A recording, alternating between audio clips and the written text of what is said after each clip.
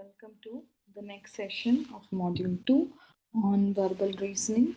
So let's explore what is verbal reasoning and let's understand what is the use of verbal reasoning. So in this section, you will become familiar with several types of verbal reasoning tests which are asked usually for the competitive examinations. These tests use words, letters, and digits and require logical as well as common sense reasoning and reasonable knowledge of English language. So, a verbal reasoning is a test that is going to assess your ability to answer different questions as either true, false, or cannot say based solely. Just make a keynote point on this term based on solely. So, this is the main thing on the information that is provided. So, let's see the first example how the verbal reasoning questions are generally asked. So here we have a question. A uniform is a set of standard clothing worn by the members of an organization whilst participating in that organization activity. Modern uniforms are often worn by the armed forces and paramilitary organizations. So every time during a competitive examination, you may not have so much time to read the entire paragraph. So how to go about with a verbal reasoning question? The first thing, read the question from here. The police officer are required to wear the uniform. So take the key terms of this particular sentence. You have police officer and you look for this word uniform. So, as I told in the previous slide, the verbal reasoning will be based solely on the information or text that is provided. So, I need to look for in the paragraph quickly look for this police officer and uniform. This is the key term. So, look for the terms where you are able to match in the particular paragraph. You have police and then you have uniform. Just learn, read this particular two lines once again and just confirm. So, always, whenever you say true, false, and cannot say, so during which all instances you can tell a statement is true. A true statement is said to be only if the content that is provided in the context matches, then it will be termed as a true statement. The rest of the statement will be considered as a false statement. If it is not inferred anywhere in the paragraph, it will be termed as cannot say. So let's quickly see participating in the organization activity. Modern uniforms are worn by the armed forces paramilitary organizations such as police and uniform, both matches. So this information is true according to after reading the passage. So this is a verbal reasoning based on the logic, based on the reason, and we have inferred to this conclusion. Now, if at all we have a word problem, not only word problem comes in verbal reasoning, we do have number problem as well. Yes, so number problem. Now we need to find out what is the logic behind this particular problem and how to infer the answer. Now I have 11 and I have 132 I need to find. So first let's check for the square of this number.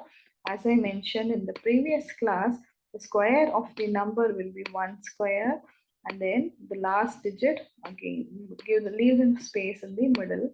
So it will be 1 multiplied by 1 multiplied by 2. And you always, it is easy to remember 11 square, though we'll follow this method. So 1 and 2 and 1. It is 121 is what you get. And check the difference. What is the next digit you have? Just add again 11 more to this value. So you get 2 and 3 and 1, 132. So this is the logic behind solving this problem. So find the square of 12. So 12 square is 144. Add 12 to this particular value. You will get 156 is the answer. So this is the verbal reasoning behind solving this particular problem. 11 is to 132 is to 12 is to. So I need to find this will be the answer for this particular problem. So next is verbal reasoning. I need to find what will be the next sequence of this following series. So you have high, SR and FG. We must understand before writing the alphabets and giving the numbers that we should check on a particular pattern in this question. You have a capital letter in the beginning, you have a small letter followed to a small letter. Again, you have a capital letter sequence and you have a small letter sequence as well.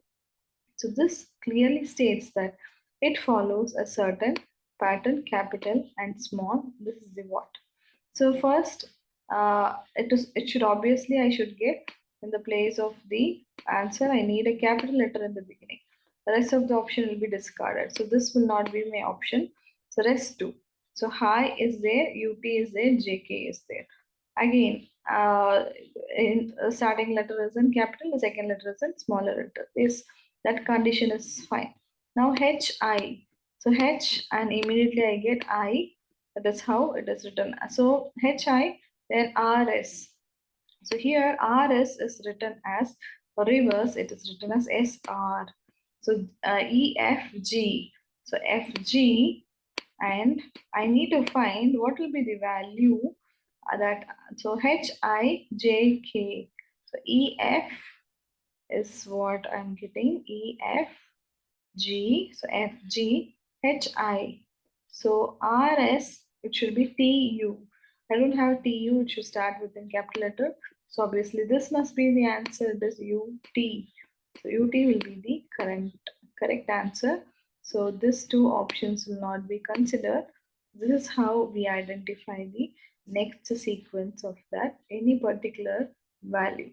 The last question for the verbal reasoning. So suppose if plumber is written as PLUMBER, this plumber is written in this following aspect, REBMULP. So if this is how it is written, you can see the plumber. So it is reverse LPLUMBER. This is how it is written. So obviously I must check. I should write verbal as the same. So it should be in the same pattern. You will be having it VERBAL. So this should be my pattern how verbal has to be written. Yes, so next word should be in a proper sequence. So from this it is inferred I have a verbal. So verbal is the right answer for this question. So thank you for listening to the session, and we'll meet you in the next session of a logical and verbal reasoning combined together. Thank you. Stay happy learning.